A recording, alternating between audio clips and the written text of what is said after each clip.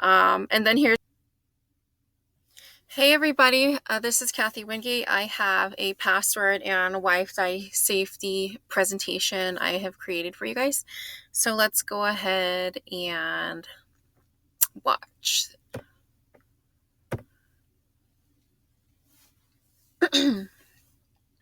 All right, again, so this is the Wi-Fi safety and passwords presentation I created for you guys. And ultimately, it's important to be cognizant of passwords and Wi-Fi safety because, Wi-Fi is everywhere. And with so many people with the ability to have access to our information, it's very important that us as users be cognizant that, you know what, I need to do whatever I can to keep my information and myself safe. So the importance of passwords. Having passwords now is pretty much a fundamental in the 21st century. Although we want to think that everyone acts in good faith, they don't always. So, why are passwords important? Because of confidentiality. It keeps our private information private, and that's pretty much what's at stake. Is do we share our social security numbers, bank numbers, routing numbers, and with just anybody? We don't. So we need to have this same respect for passwords that we do have for social security numbers, because identity fraud and money fraud is really, it's not fun, not a great experience, speaking from my own personal experiences. So ultimately, only you should have access to your passwords and your information. So again, what is at stake? Your time, your money, your efforts. The time it takes remediating fraud lasts for months. So we see that with banks, especially that they're moving towards multi-factor authentication. So we go into our chase.com, we log in, and then it says that we're going to send you a passcode that you're going to input in just to verify that it's you. We see that happening often, and as well as passwords on devices. So do we want our kids just buying everything off the internet? We definitely don't.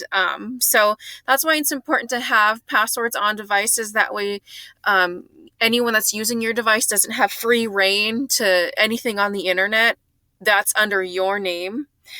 And also, passwords. Do not have passwords saved on your devices. I know it's easy, but in the long run, it's more beneficial for you to memorize your own password and actually type it in. So be unique. It's important to make it difficult for people to be able to hack into your account. So I was reading an article that said 9 characters is great, but 12 or more is ideal.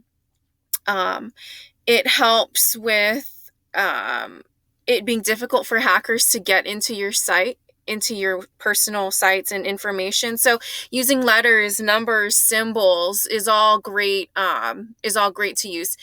Do not repeat your password. So don't have the same 123 dog for every single password that you have with your computer, your phones, everything.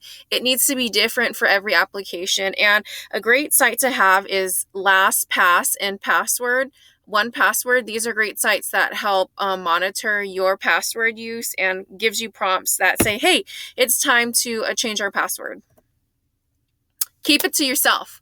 Keep all passwords private. I was reading the site 101 Data Protection Tips by Lord here, and he had some really awesome information to share with viewers. So Nate Lord, in his article, he said that to keep your information safe, it's important to have malware, anti-malware on your devices. Installing updates help remediate security breaches on devices, securing your wireless network at home. Don't store any passwords on your phone or laptops. He also explained that disabling Bluetooth when you're not using it is very important. So, Wi-Fi safety. Um, you want to limit Wi-Fi use to your own personal Wi-Fi router. It's very important that the stuff that you want to do that is meaningful to you and has importance, like paying your bills, this stuff needs to be done at home. Um, under the security of your own Wi-Fi. Always require a password for your Wi-Fi router. Otherwise, you're going to have freeloader neighbors who are going to just go ham downloading things under your name using your Wi-Fi router. Also, like in apartments, there are many routers that neighbors have access to. And if you don't put a password on your Wi-Fi, then anyone around you has access to its use. And who knows what they could be using your internet for.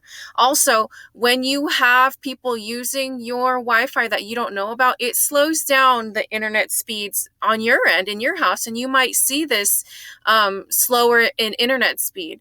Also, when you do have people coming and visiting, but it's also good practice just to reset your Wi-Fi password monthly. So free Wi-Fi, everyone kind of goes crazy with free Wi-Fi, but do we use it or do we not use it? We see free Wi-Fi in communal areas like Starbucks, airports, public transportation, and hotels, but free does not mean it's safe. So it's always wise to just stay away. I would advise don't even use it. Because in those areas, anyone has access to the internet. They also have access to your device, to your information, and it's not fun when your device, your information is what's compromised. So it's always wise to just stay away.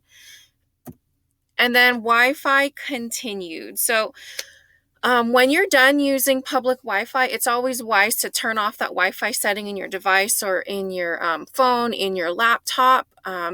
If you are using the Wi-Fi in public places, make sure the login uses encryption. So look for things that say HTTPS instead of HTTP. Look for the padlock in the browser. This is very important. Some Homeland Security in their article said that some cyber hackers will put the padlock on the web page. That is not enough. That is kind of like a ploy to get you to type your information in. Do not use that site and log in if you see the padlock on the page. You have to see it in the web browser right next to the HTTPS. Because criminals use that to trick people to log in, and then that's how they get further information from them. So I hope you guys enjoyed this presentation. Here's my references.